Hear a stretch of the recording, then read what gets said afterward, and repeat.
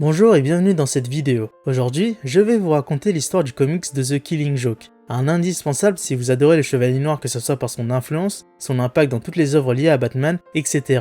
Ne perdons pas plus de temps dans les détails et plongeons dans l'histoire de The Killing Joke. L'histoire débute à l'asile d'Arkham avec l'arrivée du justicier de Gotham venu rendre visite à un certain détenu. Des cheveux verts, une peau blanche et un grand sourire, je parle bien évidemment du vilain ultime, l'unique Joker. Batman est donc venu discuter avec ce dernier sur l'ultime combat en approche, l'un va sûrement mourir, voire les deux. Mais pendant cette discussion, Batman comprend petit à petit que la personne en face de lui n'est pas le Joker, mais un simple détenu. Quant au vrai clown, il fait l'acquisition d'un cirque dans un assez mauvais état, les motivations du personnage restent pour le moment inconnues. D'ailleurs, pour conclure la vente, le vilain va s'amuser à transformer le vendeur. On a aussi l'occasion de voir Bruce enquêter de son côté, enfin il semble plutôt être obsédé par ce monstre. Son Némésis est quand même un personnage ayant toujours des plans impossibles à réaliser, ça fait des années qu'ils se traquent mutuellement et pourtant, aucun des deux ne semble connaître l'autre, ce qui est assez étrange. Passons à présent du côté de Jim et de Barbara Gordon, le premier étant connu comme l'inspecteur le plus juste de tout Gotham et le second étant Batgirl. Le fait que le Joker s'est enfui de l'asile fait déjà la une des journaux. Les deux vont en débattre, mais quelqu'un a sonné à la porte. Barbara, toute contente, pensa que c'était son ami pour un cours de yoga et au final, c'est le Joker qui débarque et lui tire une balle dans le bassin. Choqué par cette action, Jim récupère une paire de ciseaux et tente d'attaquer le vilain mais aucun effet. Ce dernier est accompagné de gardes du corps qui le protégeront tout le long de l'attaque. Le Joker se dirige alors vers Barbara et d'un sourire malsain, il met en action son plan diabolique. Un peu plus tard dans la soirée, selon les docteurs, Batgirl semble avoir perdu l'usage de ses jambes de manière définitive. Et pour ceux qui se demandent comment elle a été retrouvée, c'est son ami qui était censé venir qui l'a trouvée nue dans un appartement complètement vide. Bruce va alors tenter de la consoler malgré ce tragique événement, mais Barbara semble plus préoccupée par le kidnapping de son père que de son nouvel handicap. En ce qui concerne Jim,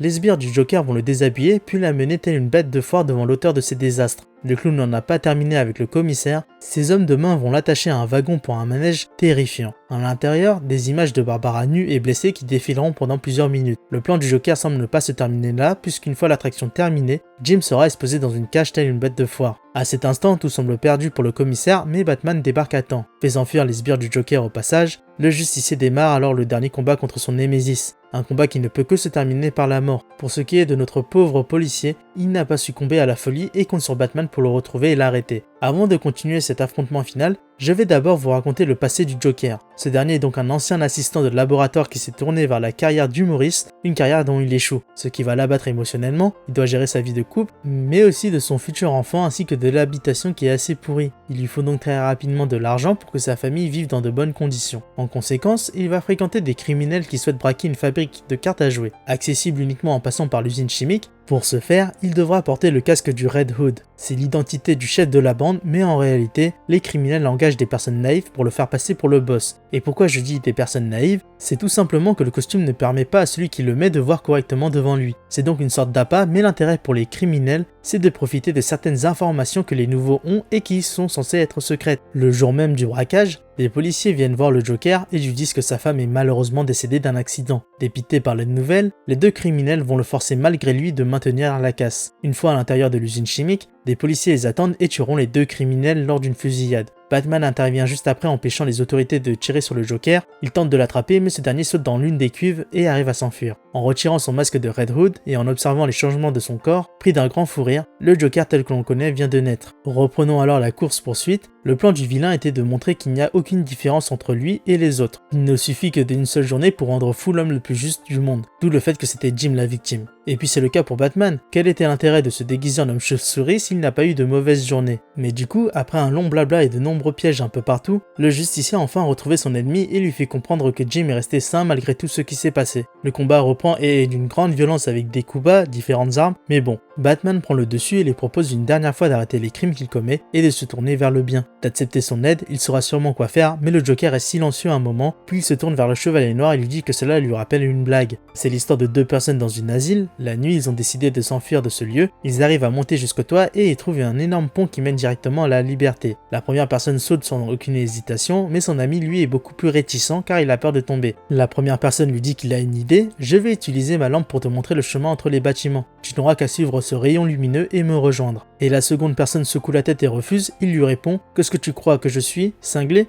Tu vas éteindre la lumière quand j'aurai traversé la moitié du chemin. » Le Joker est alors mort de rire, puis étonnamment, Batman lâche un sourire et est pris d'un fou rire. Les deux comme deux vieux amis rigolant aux éclats jusqu'à ce que le Joker s'arrête net.